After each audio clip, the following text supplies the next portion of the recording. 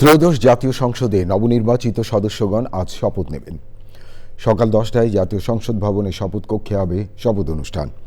বিকেল 4টায় সংসদের দক্ষিণ প্লাজায় হবে প্রধানমন্ত্রী ও মন্ত্রীদের শপথ অনুষ্ঠান। নবনির্বাচিত সংসদ সদস্য ও নতুন সরকারের শপথের জন্য জাতীয় সংসদ ভবন এলাকায় চলছে শেষ মুহূর্তের প্রস্তুতি। নতুন সরকারের শপথ অনুষ্ঠানে যোগ দিবেন দেশি বিদেশি 1200 অতিথি।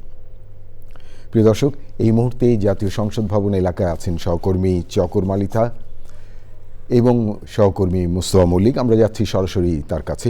শুরুতেই যাচ্ছি চকর মালিতার কাছে। নিউজ স্টুডিও থেকে আমি সাইদুর রহমান বলছি। চকর, নিশ্চয়ই আপনি আমাকে শুনতে পাচ্ছেন। চকর, আপনি তো জাতীয় সংসদ ভবনে আছেন। সকাল 10টা থেকে যেমনটা জানি যে আজকে শপথ অনুষ্ঠান হবে নবনির্বাচিত সংসদ সদস্যদের। এ বিষয়ে শপথ অনুষ্ঠানের আয়োজন সম্পর্কে আমাদেরকে যদি বিস্তারিত জানান।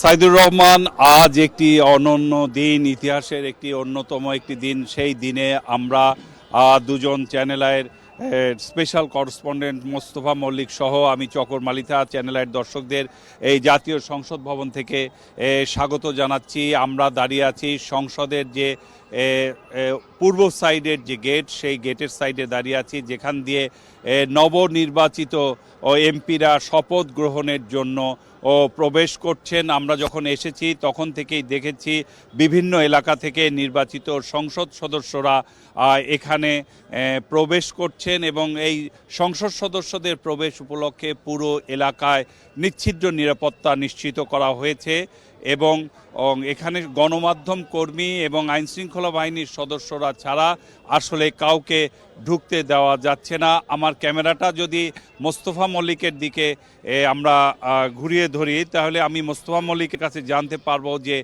প্রস্তুতির ব্যাপারে আমরা কতটুকু জানতে পেরেছি। প্রস্তুতি আসলে শতভাগ সম্পন্ন। গতকালকেই সংসদ সচিবালয় এবং মন্ত্রিপরিষদ সচিবালয় থেকে এবং পিআইডি থেকে জানানো হয়েছে আজকে 10টায় কিছুক্ষণের মধ্যেই প্রবেশ করবে এবং আপনি যে নিচ্ছিদ্র নিরাপত্তার কথা বলছিলেন সেই নিরাপত্তা ব্যবস্থা কিন্তু আমরা বিজয় সরণি থেকে শুরু করে ওদিকে খামারবাড়ি এবং এদিকে হচ্ছে জিয়া উদ্যান পর্যন্ত আমরা দেখেছি। এবং আপনি যদি একটু সামনে এদিকে দেখেন, প্রত্যেকের তালিকা করা আছে। সেই তালিকা অনুযায়ী গাড়িতে একটা স্টিকার দেওয়া হচ্ছে এবং তারপরে তারা ভেতরে যেতে পারছে।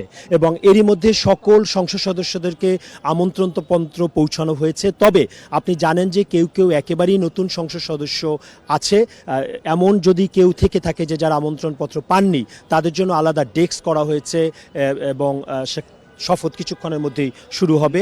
ঠিক আমরা একজন সংসদ সদস্য, আগত সংসদ সদস্যর যদি বক্তব্য নিতে পারি তাহলে চেষ্টা করব যে তার বক্তব্য নিতে পারি কিনা। গোলাম মোহাম্মদ সিরাজ বগুড়া থেকে নির্বাচিত হয়েছেন। আপনি যে কয়বারের সংসদ সদস্য? আপনি সম্ভবত 6বারের সংসদ সদস্য গোলাম মোহাম্মদ সিরাজ, যিনি সংক্ষেপে জিএম সিরাজ নামে পরিচিত। আপনার অনুভূতি কি? আমার অনুভূতি যে মানুষের এত বেশি বড় প্রত্যাশা, সেই প্রত্যাশা পূরণ করতে পারবো, এটা আল্লাহর কাছে তৌফিক চাই। আল্লাহ যেন আমাদের সেই তৌফিক দেয় যে আমরা সেই প্রত্যাশা পূরণ করতে পারি। ধন্যবাদ মোস্তফা মল্লিক। আপনি আরেকজনের সাথে একটু কথা বলেন, এরপরে আরেকজন সদস্য। অসংখ্য ধন্যবাদ। আমরা একটু চেষ্টা করছি এরপরে যিনি আছেন তার দিকে যাওয়ার জন্য। আসসালামু আলাইকুম, আমরা সরাসরি সম্প্রচারে আছি, একটু বলবেন। না, আলহামদুলিল্লাহ, বাংলাদেশের মানুষের দীর্ঘদিনের প্রতীক্ষার নির্বাচন, এই নির্বাচন একটা সুষ্ঠু নির্বাচন হয়েছে। আজকে আমরা সংসদ সদস্য শপথ নিতে যাচ্ছি। এইবার আসলে চ্যালেঞ্জ অনেক বড়, জনগণের প্রত্যাশা অনেক বেশি। এই চ্যালেঞ্জ মোকাবেলা আমার বিশ্বাস বিএনপি সর্বশক্তি নিয়োগ করবে সততার স্বচ্ছতার সাথে এই বাংলাদেশকে জনকল্যাণের বাংলাদেশে রূপান্তর করার জন্য দুর্নীতিমুক্ত, দুঃশাসনমুক্ত বাংলাদেশ প্রতিষ্ঠা এবং গণতন্ত্রকে সুপ্রতিষ্ঠিত করা। অনেক ধন্যবাদ সংসদ সদস্য মামুন, অনেক ধন্যবাদ। আসলে কোটি কোটি মানুষের লক্ষ লক্ষ প্রত্যাশা। আমরা বিদেশি গণমাধ্যম কর্মীরাও আছেন, আমরা আল জাজিরাকে দেখতে পাচ্ছি। যাই হোক, আমরা একটু চেষ্টা করছি আরও সামনে দেওয়ার জন্য। এই যে ভিড়টা আসলে দেখছেন আপনারা। আমরা যেটা বলছিলাম যে দীর্ঘ দিন পরে আসলে এ ধরনের একটা চিত্র সংসদ ভবন এলাকায় আপনারা দেখতে পাচ্ছেন, এবং একটু আগে যেমনটি আপনারা দেখছিলেন যে ভিড়টা আমরা দেখিয়েছি, এই ভিড়টা কিন্তু চলে গেছে অনেক দূর পর্যন্ত, এবং যে নিরাপত্তার কথা আমরা বলছিলাম সেই নিরাপত্তা কিন্তু কয়েকটা স্তরের। আমরা যদি ওদিকে বিজয় সরণি ধরি, এদিকে জিয়া উদ্যান ধরি, ওদিকে হচ্ছে খামার বাড়ি, সব দিকে নিরাপত্তা বেষ্টনী পার হয়ে আসলে ঢুকতে হচ্ছে, এটা খুবই স্বাভাবিক একটা বিষয়। এবং দর্শক, আপনারা জানেন যে প্রচলিতভাবে প্রধানমন্ত্রী এবং মন্ত্রী পরিষদে যারা সদস্য থাকবেন তাদের গণভবনের দরবার হলে শপথ নেওয়ার একটা রেওয়াজ সেই বহু বছর ধরেই। তবে এবার যেটি হয়েছে যে এবার একটু ব্যতিক্রম ধারায় প্রতীকী হিসেবে জাতীয় সংসদ ভবনের দক্ষিণ প্লাজায় উন্মুক্ত মাঠে এটি হবে, এবং সেখানে মন্ত্রীরা শপথ গ্রহণ করবেন, এবং এই শপথ অনুষ্ঠানটি কিন্তু মানিক মিয়া এভিনিউ থেকে শুরু করে সারা বাংলাদেশের বিভিন্ন জায়গায় বড় পর্দায় দেখানোর ব্যবস্থা করা হয়েছে। তো আমরা একটু ওদিকে যাওয়ার চেষ্টা করি, আমরা দেখি আরও কয়েকজন সংসদ সদস্যের সঙ্গে আসলে কথা বলতে পারি কিনা। আপনারা জানেন যে কঠোর নিরাপত্তা আসলে বলয় পার হয়েই এখানে মানুষজন আগাচ্ছেন।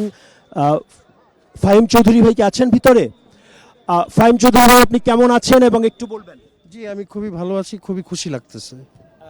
কোটি কোটি মানুষের কোটি কোটি প্রত্যাশা, একটু বলবেন প্রত্যাশার কথা। মানুষের প্রত্যাশা, বিশেষ করে আমার এলাকার প্রত্যাশা, এলাকার জনগণের প্রত্যাশা যা আছে, আমি মনে করি এটি অত্যন্ত গুরুত্বপূর্ণ দায়িত্ব, এবং এই দায়িত্ব পালনে আমি সর্বোচ্চ ভূমিকা রাখবো ইনশাআল্লাহ। অনেক ধন্যবাদ। Thank you. অনেক ধন্যবাদ।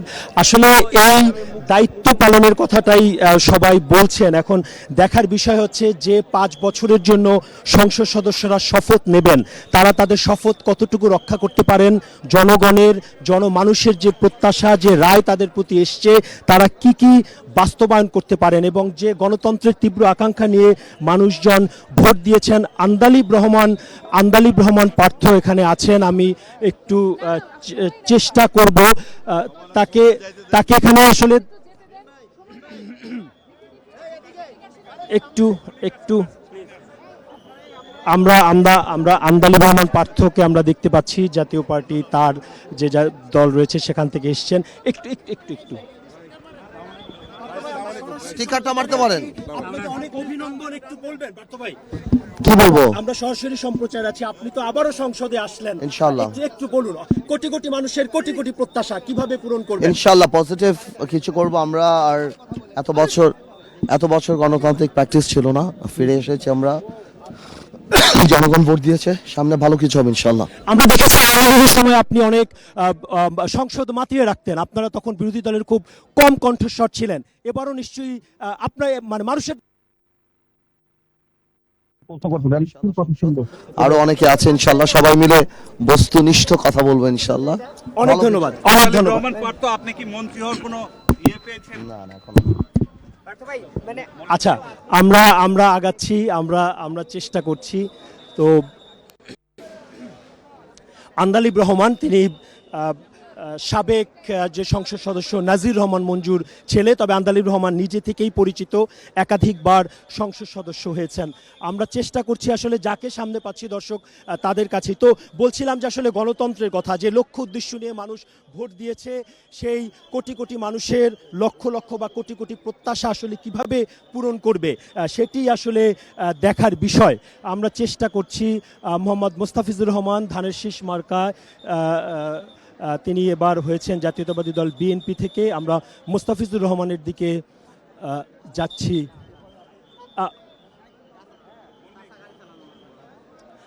আমরা সামনে আগিয়ে যাচ্ছি, আসলে আরেকটু পিছনের দিকে যাই, আমরা দেখি। একটু জায়গা দিবেন ভাই, একটু জায়গা দিবেন। সরি, আমরা সামনের দিকে আগাচ্ছি। সকল সংসদ সদস্যদের আসলে পরিচয় নিশ্চিত হওয়ার পরেই তাদেরকে বাইরে যাওয়ার বা ভেতরে যাওয়ার অনুমতি দেওয়া হচ্ছে। শুধু তাই নয়, যখন সংসদ সদস্য যিনি নিশ্চিত হচ্ছেন তখন একটি সংসদ সদস্যের স্টিকার তাকে দেয়া হয়, তারপরে তিনি যান। আসসালামু আলাইকুম, কেমন আছেন? আমরা সরাসরি সম্প্রচারে আছি। জি। আপনি কতবার নির্বাচিত হলেন? এবার দ্বিতীয়বার। এবার আপনি দ্বিতীয়। কোটি কোটি কোটি মানুষের কোটি কোটি প্রত্যাশা আপনার দল কিভাবে পূরণ করবে? এই প্রত্যাশা আমার দলের চেয়ারম্যান, মাননীয় চেয়ারম্যান তারেক রহমান বলেছেন উই হ্যাভ এ প্ল্যান। এই যে প্ল্যানের মধ্যে 31 দফা রাষ্ট্র সংস্কার মেরামতের মধ্যে সমস্ত কিছু নিহিত আছে। মানুষের কল্যাণে, একটি সুন্দর সমাজ বিনির্মাণের ক্ষেত্রে, মানুষের ভাগ্য উন্নয়নের জন্য এই সরকার একটি চমক দেখাবে, জনগণের কল্যাণে কাজ করবে। এই সরকারের কাছে মানুষের যে প্রত্যাশা, আকাঙ্ক্ষা, সেটা ইনশাল্লাহ বাস্তবায়ন করা হবে। অনেক ধন্যবাদ। আসলে আমরা যত সংসদ সদস্যদের সঙ্গে